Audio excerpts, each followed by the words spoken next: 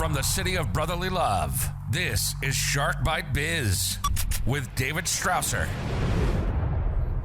You just arrived at the newest episode of Shark Bite Biz. I'm your rockstar wannabe host, David Strausser. This is your place to learn how to grow a business during complete global chaos. Today, it's all about those empty store shelves. First, though, remember, please download the Shark Bite Biz app exclusively on the Google Play Store. We are working on getting the iOS Apple version out soon, but for the meantime, you can get it on your Android device, Google Play Store, search for Shark Bite Biz. That's the place that you're going to be able to find every single audio and video about this show right there in a single place. In fact, it's got so much of everything. You could buy our fabulous coffee right there in the coffee store built into the app. Dead House Coffee is right there in the coffee store. But if you don't want to do it through the app, no problem. We got you covered. Head right on over to deadhousecoffee.com. Use code SHARK. You're going to get 20% off of your order, and we'll get all the proceeds directly supporting us producing the biggest and best show we possibly can. Now let's get back to today's show. Store shelves are empty. You can't get the electronics you want. You can't get the cars you want. Can't even get the food you want. Everything is out of stock. What is going on? Well, apparently, from what I hear, it's stuck outside of the port of Los Angeles, but I don't know. Today's guest is actually going to fill us in. So who do we have today? For the second time, we have Lisa Anderson. Lisa Anderson is the founder and president of LMA Consulting Group, Inc., a consulting firm that specializes in manufacturing, strategy, and end-to-end supply chain transformation that maximizes the customer experience and enables profitable, scalable, dramatic business growth. She has been named in the top 46 most influential in supply chain by SAP, a top 40 B2B tech influencer by Arcady Group, and a top 50 ERP influencer by Washington Frank. And just so you know, I'm also in that same list as Lisa Anderson. She recently published Future Proofing Manufacturing and Supply Chain Post-COVID-19, an ebook on successfully emerging and thriving post the COVID era. So, hey, without further ado, let's bring Lisa right on in here. Business strategy. Lisa, for the second time, welcome to Shark Bite Biz. You, my friend, you just became Shark Bait. Very good. I'm glad to be here. See, I added a tagline since the last time that you came here. That's right. That's always a good thing. It always is, because it's because we're growing.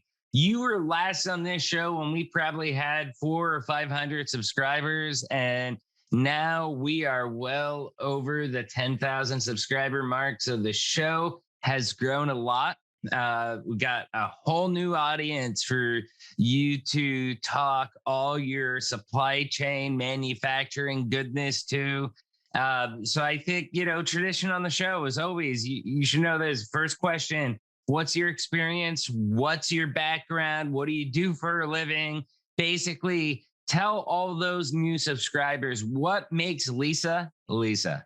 All right. Well, so I am a former vice president of operations and supply chain for a mid-market manufacturer. We absorbed 3 businesses and relaunched product lines and improved operational output and ended up selling off the business successfully. So lots of great experience. And then from there, I've been consulting now for the last 16 years.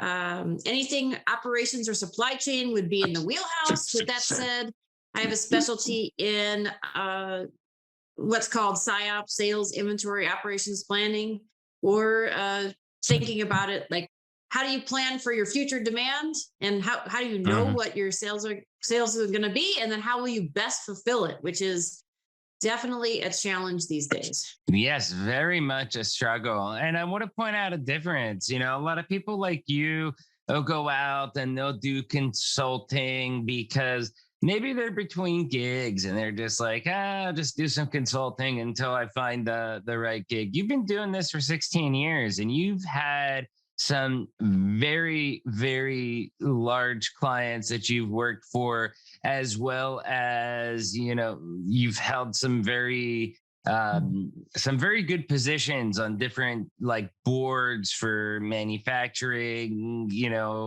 groups and supply chain groups. And you're somebody that is extremely well credentialed, probably the most well credentialed person that I know that focuses on what you focus on. Well, thank you. Yes, absolutely. It's what I found early on is that to be successful in consulting, first of all, you have to have been there and done that, dealt with boards, dealt with teams, understood how to turn things around and how to grow a business. So that was the first step. And then and how to deal with egos too. Absolutely.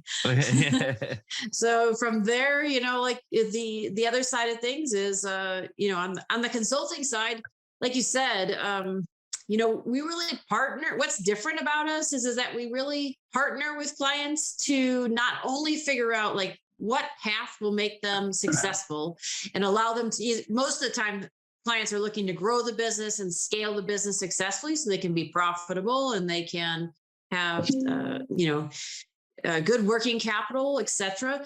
And so, as we do that, what's unique is that we've had experience, on all sides of the equation.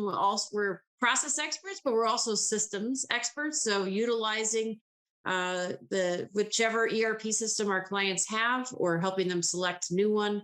But if we put both of those pieces together with the people side of things, we can help them make the changes happen so they end up with bottom line results. So that's really, to your point, I think why I enjoy it, because there's just new challenges every day, all sorts of different industries and types of clients. So it's especially exciting. These days, there's a new challenge every single day. You never know what's going to pop up in the news cycle or what the challenge is. I think my number one question for you and every one of our viewers out there on YouTube or our listeners on the audio podcast, they're all wondering the same thing. How come our shelves at Walmart, at the grocery store, at Target, how come they're still vacant? What is going on with our supply chain? Right. Well, it is definitely in a state of chaos, and it really is not going to improve. The overall situation is not going to improve anytime soon. So successful clients are taking it upon themselves to figure out how they can be successful in their supply chain. So the reason why it's such a mess is that, it started with it started before the pandemic. We were outsourcing materials to Asia, to China. We didn't always think through things. We were looking at like just that part of the cost, not the total equation. So the costs were already coming into alignment for non-commodity products long before the pandemic. But we had invested so much capital that, we were slow to change.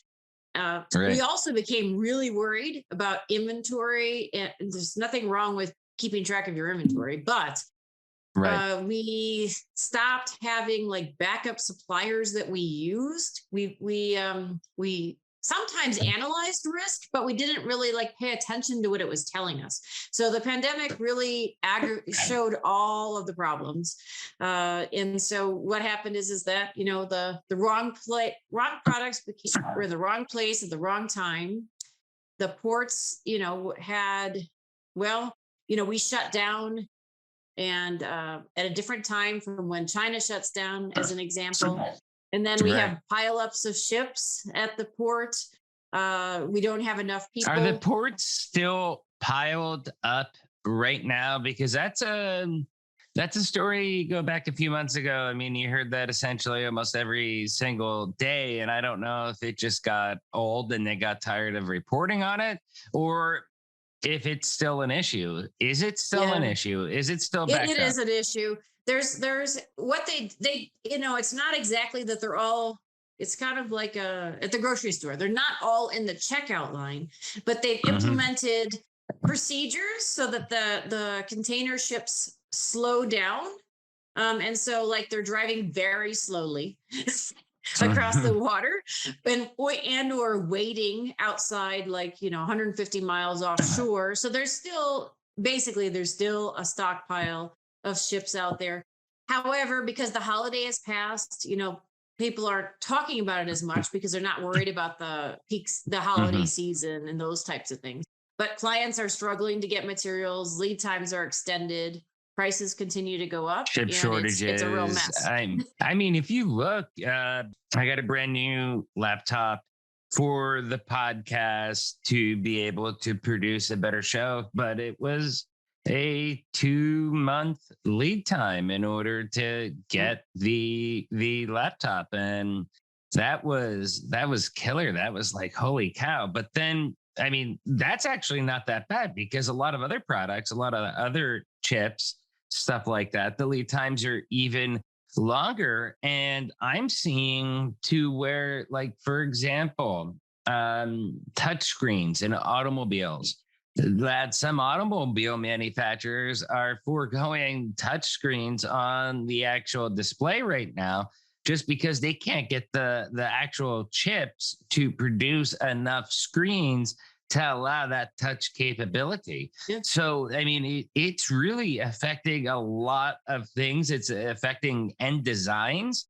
I mean, it's pretty crazy how much of an impact this is having on our life. And when you talk about things like a car, okay, so it's missing this chip or that chip, so therefore you don't have this feature or that feature, that's an impact then that somebody, whoever buys that vehicle, is going to have to live with for a couple years. So they get rid of that car because of the current situation. No, you're absolutely right. And for example, like Tesla redesigned part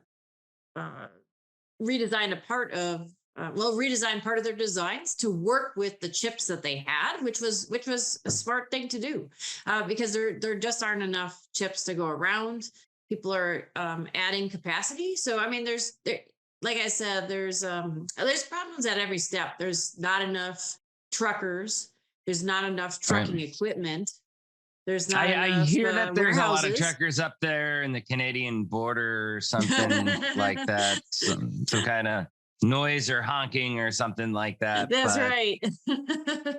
There's a surplus there apparently, but that's funny. Sorry, I had to throw the joke in. But that is a serious subject, though, but not for this show. But it's all around. I mean, it's tough.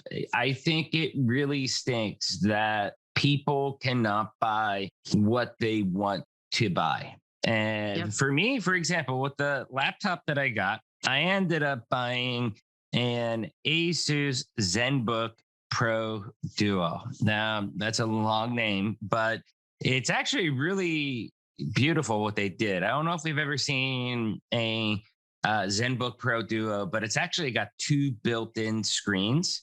So think of like the bottom, clamshell, bottom half of the laptop. The keyboard is slid all the way down. So there's essentially no bezel on the bottom half of the laptop. And the top half then is where a second 4K screen sits. But it's also Thunderbolt 4. And for me, I mean, I didn't really need a computer that had a second screen built in, but I needed 4K laptop that had an RTX video card that had Thunderbolt 4.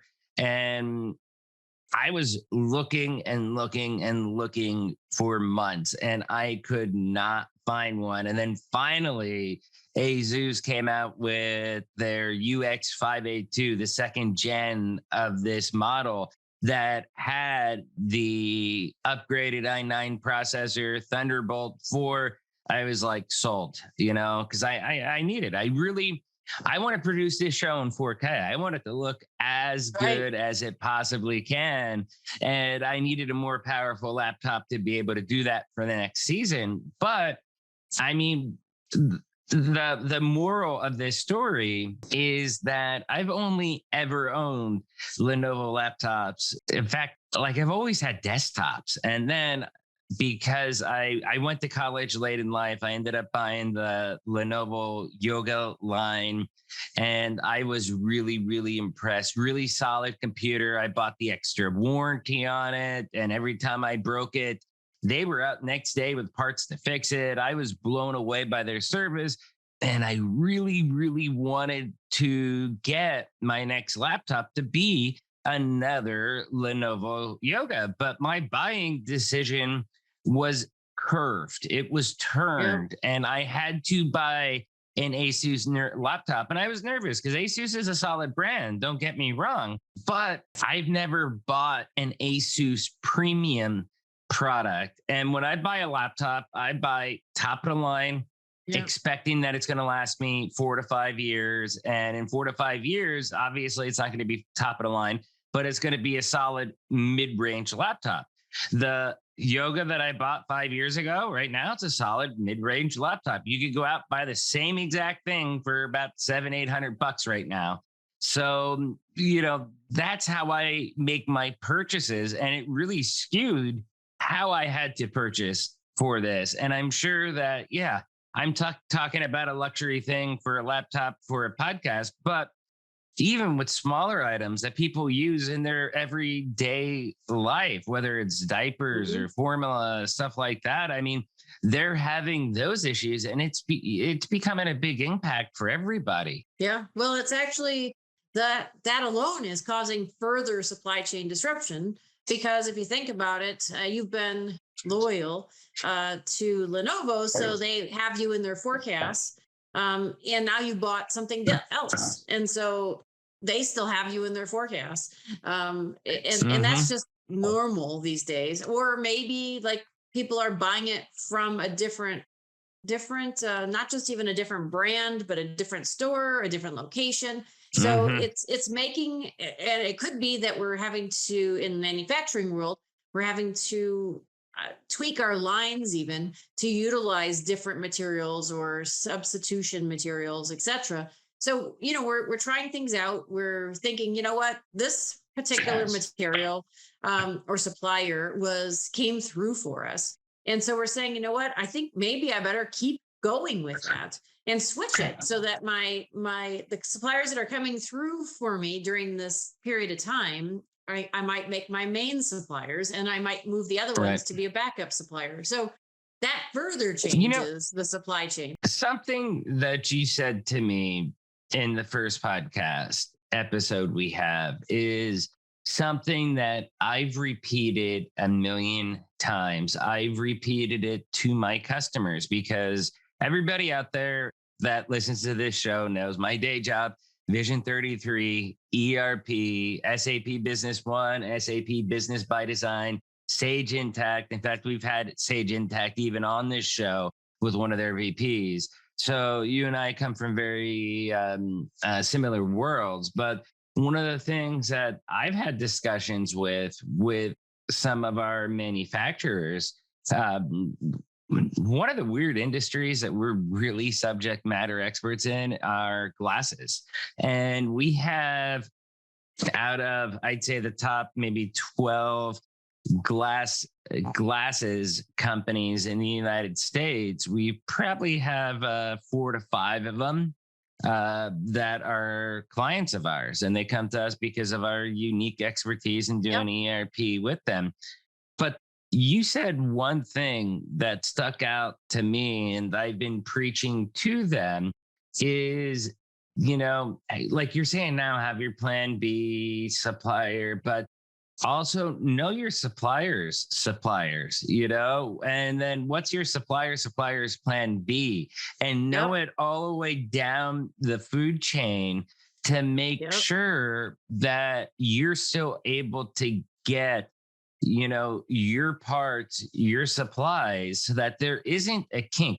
in your I'm supply glad that chain. you listened. Yeah. And the same thing see? is true on the customer side, really. It depends who you're supplying, because unless you're supplying an end user, you have to be worried about not what your customers are doing, but what your customers' customers and your customers' customers' customers. So you're absolutely right. That is one of the keys to success. Yeah. And now the only kink in that, though, that is the unpredictable part, I would say, would be the port backup. Was that predictable for most people? Somebody like you that's a subject matter expert, you could be like, oh yeah, I saw that coming. I knew that was coming. I was reading that article. I got it right here. I can prove it. I posted that on Facebook 4 weeks before the first article came out. I'm sure you saw, but for the average Joe or the average Jane out there, okay, would they have been able to see that? I think that sprung up almost out of nowhere, it seems. Well, I mean, certainly no one really knew the pandemic was going to happen, which caused the beginning of the problem.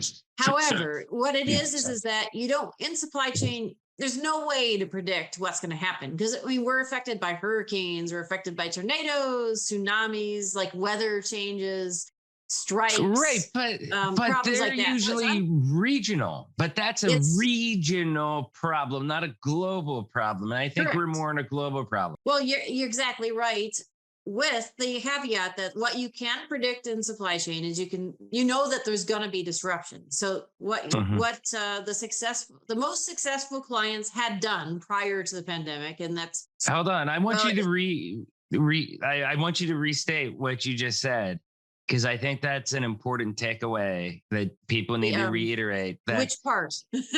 That you said a lot of good stuff already. The part about in every supply chain, you know that there's eventually going to be disruption.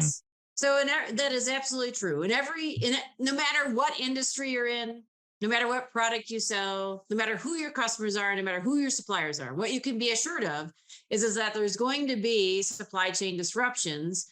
Unless you're like completely vertically integrated, but then even then there'll be disruptions, because then you're going to have a problem like with the tornado that hits your area or something. Mm-hmm. So there's going to be a disruption of some sort.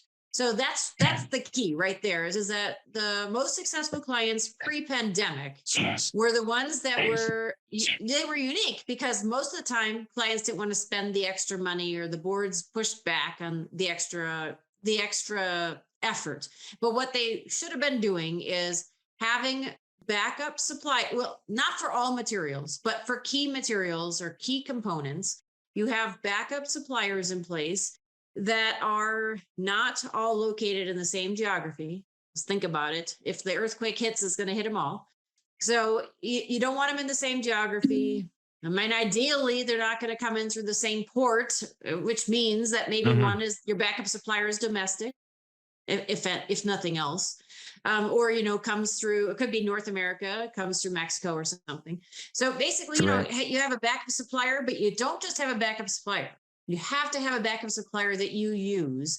And so, like when I was a vice president of operations, we had supply of a key material coming from Brazil, and believe me, the board gave me a hard time, and for sure the director of purchasing who worked for me a hard time. Brazilian nuts. That's what they were. Brazilian nuts, right? No, they weren't nuts. It was non-woven. But we basically had a backup source of supply in South Carolina, and it cost more. But we kept buying 20% of our volume from them, because it doesn't do you any good to have a backup supply that you don't use, because they don't know, they can't turn it on a dime. They don't have things. They can't trust you. You don't have the relationship. Exactly. All of that stuff. So one of the big trends, I would say, technology has kind of brought this on over the last 10, maybe 20 years. You've been in the industry way longer than I have. So maybe it's been longer than that. But just in time inventory, having that, is this perhaps a weakness in that just in time inventory strategy that shows that maybe just in time shouldn't be the model for a lot of predictable things? Well, it's a popular question because the answer is that just in Is it? I time. thought that was unique. I thought about that Well, on the it fly. is, but I've had it a few other times because it's a really good question. Thank but you. basically, That was the a good answer comeback. is the issue is that people are doing just in time and they're taking it literally. If you did just in time the way the concept was meant to be implemented, Right. it would mean that you would have just in time stock arriving, but you would still have strategic inventory stockpile nearby for items that are strategic, or you would have like it doesn't mean 100% across the board literally have something arriving at the dock as you run out. That is not the intent of just in time, but it is how That's people right. interpreted just in time. So, Oh, it's really the definitely answer to how it's this been is interpreted. exactly. So the answer is that it's how it should have been working. It's still a fine strategy. Is it good in all situations?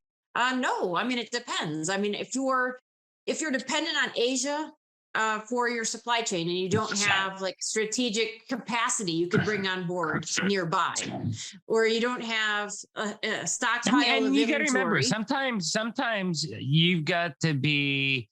I mean, we just went through the whole, made in America push the previous 4 years for that push.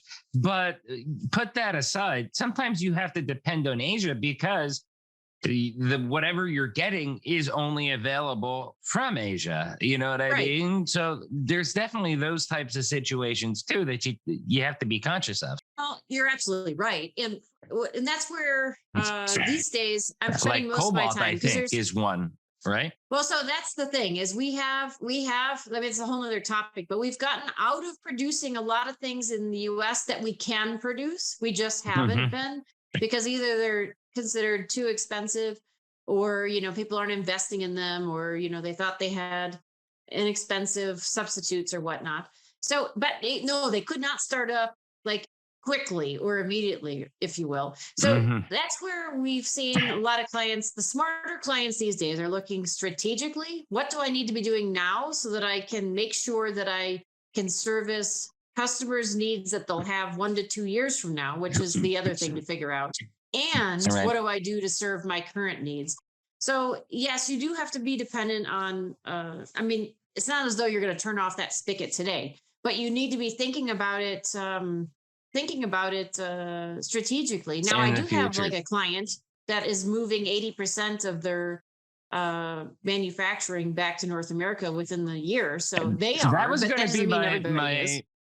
that was going to be my very next question. Okay, I lied. It was going to be the second to next question I had for you, but we'll bring it up now. Is that I was just reading that because of these inventory shortages, okay, with a lot of different things, it's pushing manufacturing to be done not necessarily. Okay, so the article that I read was more specific towards the United States, but I took from the context of the article that it was being done more North American as far as US, Mexico, and Canada as well too, because of our what is it, the NAFTA 2.0, the USMCA. Yep. With the USMCA, you have all those different protections and stuff like that. So it was kind of pushing it to be to where it was either domestically in the US or it was going to be Canada or Mexico, one of the countries that anchor us. Absolutely true. Folks are looking across. How much is doing that? I mean, how many companies are actually? How big is it? Is it a lot? Well, I think a little. The way to look at this is that almost every executive is looking at it and they're taking action, whereas they were talking about it before, but they weren't taking action. So it's not as though they take action and it happens like the one client. I mean, they're taking action in a big way and they're getting it done. But some people are taking action where they could be thinking, well, over the next 10 years, I'm going to slowly but surely transition at least my strategic products back to the US or something. They don't, first of all, they don't have to, it's not an all or nothing equation, but I would say that the vast majority, I think there's a survey out there, I forgot the number, but it's something like 80% of folks are taking action on this. So they're doing it, but they're not talking a lot about it because after all, why would you want to talk about it? Because you need to supply your customers in the interim. So the last thing you want is your current support source to cut you off. So you know, they're on the move. They're not always moving it back. They're partnering with people. They're supplementing it. There's a lot of creative ways they can do it. So what about Africa? I've always heard that Africa is an up and coming market, and in fact, the products in China, for example, are made for places like the United States or Europe, places like that. But the products that are meant to be sold to the Chinese are being mass produced in countries like Africa, where the wages are cheaper than what they are in China. Not across the board, but there's definitely a lot of countries that there is. Are American companies looking at manufacturing more in Africa itself, or is it being more of a domestic push? Well, so if you have customers that you're concerned about sourcing that are located in Asia, then you're looking at other Asian sources to produce in, because you're what they're doing is locating closer to the customer. So if your customers are more in North America, then they're looking at North America, and Latin America is very popular. Both of those are popular. I mean, Mexico is set up, if you're not going to, first of all, the US is actually is popular, and it is very closely located to customers. Transportation is a big issue, and there's a lot of problems associated with it. So the US is gaining in popularity. With that said, Mexico is also set up to be, they're strong in manufacturing, generally speaking. So there's definitely more people looking at Mexico. And then they're also looking at Latin America because it's closer and it's easier. Like they're looking at regional customers. Now, from an Asian standpoint, if you have not a commodity product that you really, well, actually, the labor in Mexico is actually pretty inexpensive. It's less expensive than China in many cases. But people are looking at India. My experience, now you got to remember, I don't know if you remember, but I lived down there for like 15 years, worked for the Mexican government, stuff like that. Average factory worker, like run-of-the-mill factory worker, would probably get around 20-ish or so dollars a day is what it was. And that's going back to like 2015-ish. So maybe it may have increased a little bit since then, but probably not much. And the labor rates in China have increased a lot. So, and then there's all the transportation costs and everything else. So, I mean, Mexico is very attractive for labor intensive products.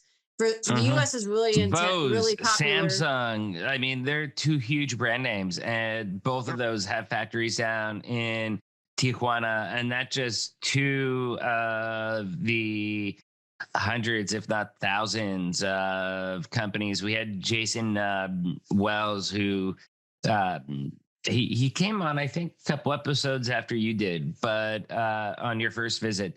He was the executive director of the San Ysidro Chamber of Commerce, which San Ysidro sits right on the border with San Diego. He wasn't on the commercial side of Otay, but he still knows about that stuff.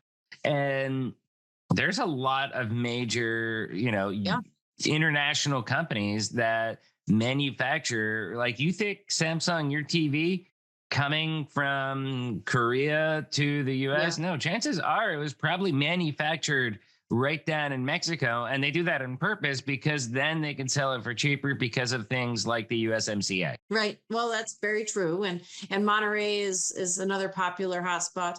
But yes, I absolutely, if the product doesn't have like if it has a high transportation component, and it doesn't have a high labor component, or it can be automated, then the US is actually a better option because We can, you can produce it really close to your customer, customize it on the fly, and those types. So I would say North automated. America.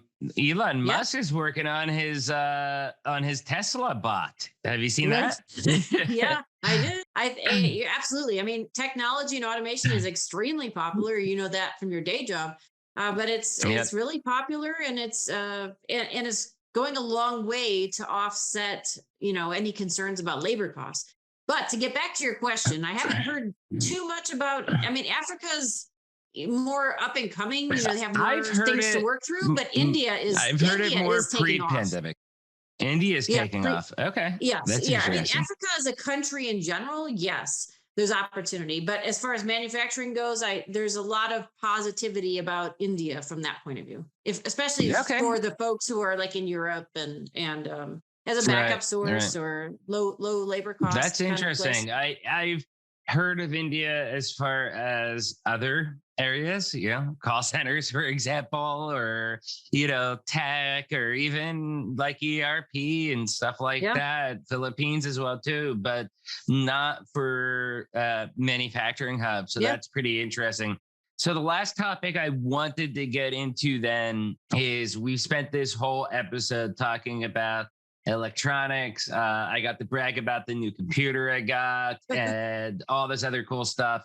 But food, I mean, what's up then with the food delay? I mean, when you go into the grocery stores and stuff, it's not just electronics that are laid bare, but it's also the food shelves that are barren. And I mean, it drives me nuts that, I mean, it's just so weird walking into CVS. And as soon as I get, we have two CVSs next to us. One's a small one and then one's a bigger one. And the smaller one, it's like once you walk in, that's where they have their refrigerator sets. And, to see them maybe 20% capacity, 90% of the time, I can't even buy my coffee creamer at CVS anymore because they don't ever have it in stock. Like, that's crazy. What's going on with the food side of things? They'll have Valentine's Day candy, but they won't have half and half. Well, that is part of the answer, actually. I mean, for example, the fertilizer is on the boats, like they delayed all the container ships with fertilizer so that they could bring in and expedite the container ships with the items for the holidays. So that's one problem, right? So that's causing 137 episodes we have published as of this recording, and you're the first person to say fertilizer. Well, there you go. But it's not just that. There's a lot of things. Right. Like you have to package food, and there's like shortages on materials across the board, and packaging materials would definitely be one. There's labor shortages. I mean, we haven't talked about the labor shortages too much, but there's a significant labor shortage. I mean, good grief! Like Starbucks, I could go through the line and they don't have half of what I would want, and that's been going on for like 2 months now. It's ridiculous. But anyway, but I noticed that not all companies are having the same issues. So it just leads me to think that some of them are, they either have more reliable sources, they have backup sources. Something is happening in that chain, because not some food items, even in the same category, are performing better than others. For sure. But that's part of it. And then there's like just seasonal things. Like, for example, right now there's been a lot of frost in Florida. So there's going to be problems with orange juice next year. So those kinds of things. No orange juice in 2023. You just put a buzzkill right there in the rest of my year, Lisa. Well, it's not hopeless though. Like what I would say is that you cannot solve the global supply chain crisis. It is not going to be solved this year, but you can solve your particular supply chains crisis. So, there's ways like we were talking about earlier, you get with your suppliers, your customers, figure out what is going on, what is your real demand, because half the people don't know, like they're planning for the wrong things in the first place. So how do we get a real handle on demand? That's why I'm seeing that sales and operations planning is so popular because we can get a handle on demand. MRP, sales forecasting, those types of things are critical. Exactly. You can then figure out what capacity do I need? What equipment do I need? What should I offload? Should I move a supplier from point A to point B? Like you know pretty much all of the pieces you need to do. Then you need to execute. And then that's where you have to make sure that you're ahead of things on people and utilizing, purchasing ERP systems from you so that you can better automate what you're doing. So you need less people than you would otherwise. Because if you're going to grow your business, you're going to need, to scale up and those kinds of things. There's a lot of aspects. Yeah, definitely. So, hey, Lisa, this has been fun. This was a jam-packed conversation from start to finish. Well, I always love talking about supply chain, so it was a lot of fun. I noticed. No, but it was. I mean, you gave us a lot of good info, a lot of good insight. And even for all of our listeners and viewers out there that, you don't manufacture, you don't distribute, or as I like to put it, you don't make or move a product. This discussion to you, I think, is really extremely valuable because it's going to help you understand some of the things that you just don't understand because you're not part of that industry and you don't know necessarily how all of these things work and come together. So that's why, I was looking the other day and I was like, the supply chain is such a big issue, and it's been so long since Lisa. Let's get her back on this show right away because, it's a pressing issue. And I think it's got people are worried about it, and I think people are worried what the future holds between financial security, job security, the country's security. There's a lot of issues at play. And I think getting some of this understanding from somebody like you, that's a bona fide expert, one of the best in the country, to break some of these things down with some awesome examples, I think is critical. So thank you so much for coming on. Absolutely. I enjoyed it and always happy to share the knowledge so that we can be successful as a group here. Yeah, definitely. So one last question for you, Lisa. How can people digitally stalk you online? Where can they find you? Well, they definitely can find me on my website, which is LMA-consultinggroup.com.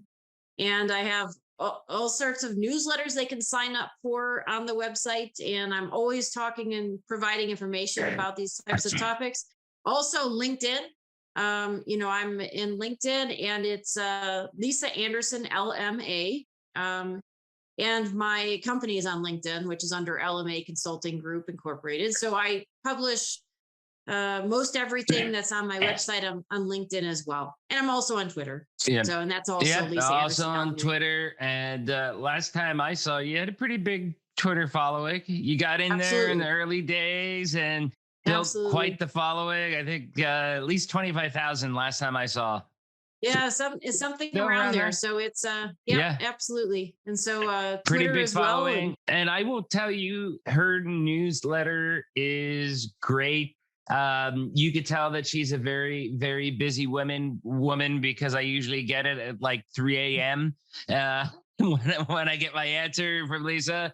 But I've been thinking, right? That's right. Name of your newsletter, which also I believe was the name of your book as well too. Correct? That's right. I've written a book. It was called I've Been Thinking, and it has lots of stories from supply chain and operations to ERP and technology, as well as I wrote an ebook during the pandemic about how to successfully emerge and thrive post-pandemic. And that's still exactly the blueprint we should be following. So they're both available at Amazon. So awesome. Check them out at Amazon or I think iTunes as well.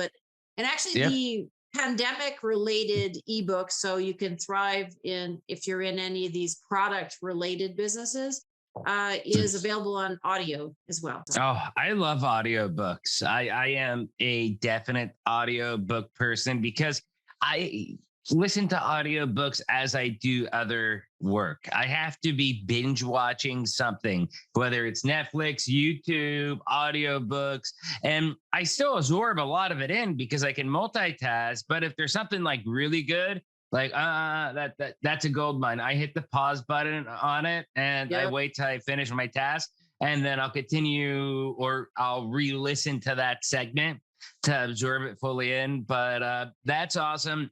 We're going to make sure that we have all the links down below in the description. As usual, please subscribe to her newsletter, support her with her books, and reach out to her. A lot of businesses struggling with supply chain. If you need a consulting agency to help you out, I'm telling you, you just heard her on the show. You're not going to find anybody better than Lisa. Thank you again, Lisa, for coming on. You're amazing. You're welcome. I enjoyed it. Thank you. Yeah, cheers. Wow, that was pretty amazing with Lisa, right? I totally loved it. First, though, if you found this interview as helpful as I did, do me a favor. Hit that like button, smash that subscribe button. But if you really want to do us a solid, please share this episode out. Share the best kept secret in the world to small business growth. Shark Bite Biz out to your friends, your family, your colleagues. Get us out there, Facebook, Twitter, LinkedIn, wherever you dwell on the interwebs. Share us to your network because we only grow because people like you actually help us by sharing these videos out. Now let's get back to our rock star guest, Lisa. I've always admired Lisa, and she's been one of the brightest minds I've ever met in supply chain, logistics, and manufacturing. Point blank. I mean, like I said just a minute ago, she's always kind of blown me away. If you make or move a product, she is definitely somebody who can help you. And she can not only just help you, but she can help you work your way out of a jam if you're in a jam too. That's what her resume is. That's what she does. She is a problem fixer. She is a solutions expert, at least in my opinion. And I think if you watch that whole interview, you would probably agree so too. One of my biggest takeaways from this convo, again, was suppliers. Okay. And I say again because our first interview, which was like episode 15 or something like that, I forget.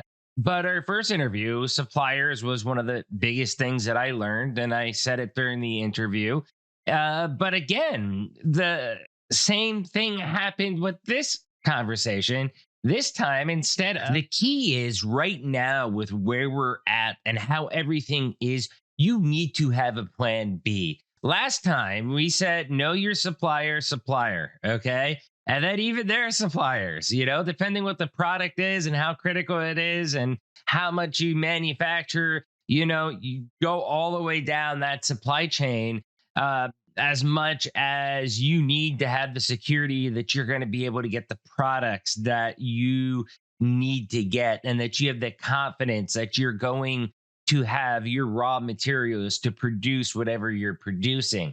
Now, I think we're kind of pivoting a little bit to where you need to have an actionable plan B. And that is where you do now need to have a second supplier in the picture. Now, maybe this second supplier isn't as cheap as your plan A, okay? And that's fine, but you're only buying 10 or 20% of your stock off of plan B. That way, one, the quality is good. You're used to working with them. You got a relationship. And that way, if you get in a jam with your plan A, with your main original supplier, then your plan B, your secondary option, hopefully can bail you out of that sticky situation. And, if you get lucky, you can probably get them to ramp up the meat supply with minimal disturbances to your supply chain.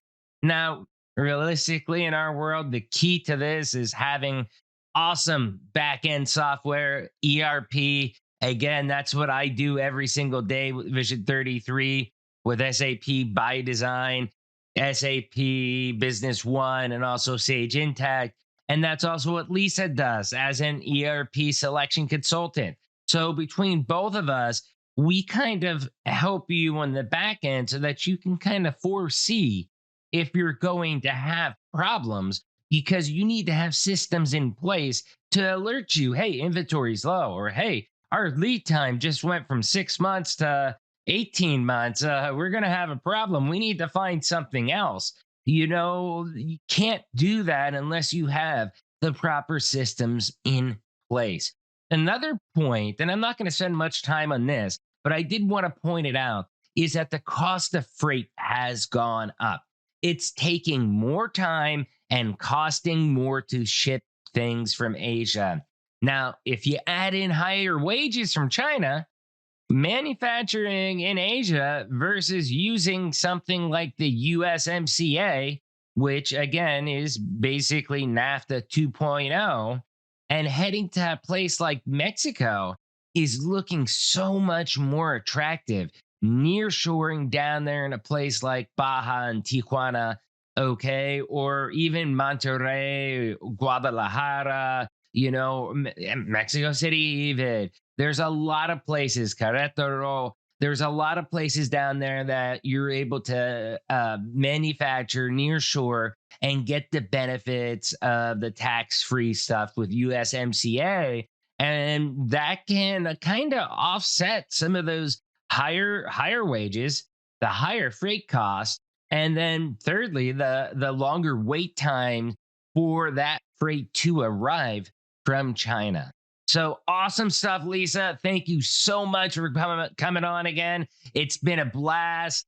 Please make sure you grab her ebook. We're going to have the link for that down below in the description. As always, question of the day: how have you managed the supply chain crisis? I know for me, it took me 2.5 months to finally be able to get the laptop I pre-ordered in, but it took me probably 6 months before a laptop with those specs were even available to pre-order.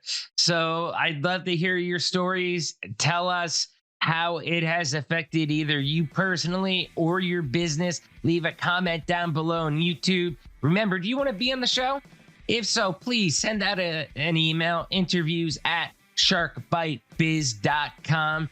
And if you're watching on YouTube, please don't forget to join the channel. If you see that little join button, for $3 a month, you can become a baby shark, support this channel directly, or head right on over to deadhousecoffee.com. And that's where you can get the freshest coffee on earth, coffee that is roasted, sealed, and shipped within a 24-hour period to your doorstep. Use code SHARK. You'll get 20% off. We'll get all the proceeds to continue growing this channel.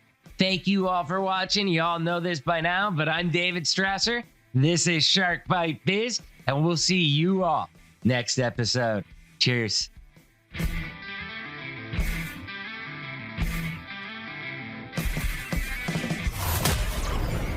Thank you for listening to Shark Bite Biz.